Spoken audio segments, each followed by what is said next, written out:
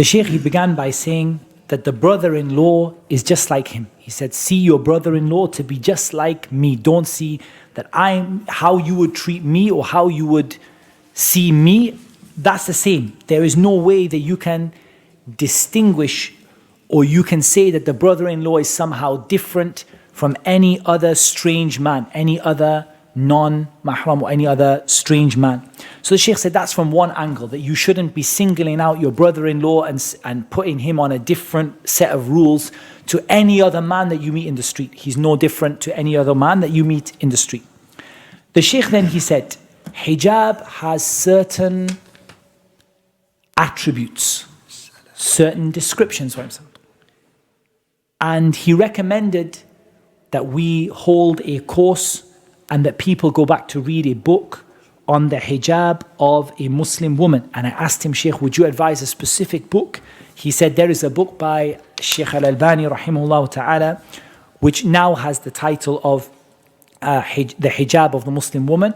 It had a different titles in the past or something different in the past, but it is produced to describe, and he said the Shaykh went into great detail and he did an excellent breakdown of what the hijab of a Muslim woman should be.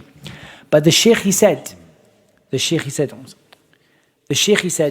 that from what he knows of this clothing, and he said, like, if I've got the right impression of what, because obviously the words used were a particular style of clothing. He said, if I've got the right impression, he said, sometimes you pass by a woman on the street, and of course you're not allowed to look at her again, but you just see the first time that she comes across your vision, and then you turn away. He said, what I know of it is I don't see this to be a libas shari', that this is a proper clothing that a woman should wear in order for her to be considered to have the Islamic hijab. He said, from what I know, if I'm thinking about the same thing, I don't see that to be proper Islamic hijab, as according to what we, what you see just people wearing, like the traditional sort of, be it Pakistani or whatever, traditional clothing. I don't see that to be a proper Islamic hijab based on what I know.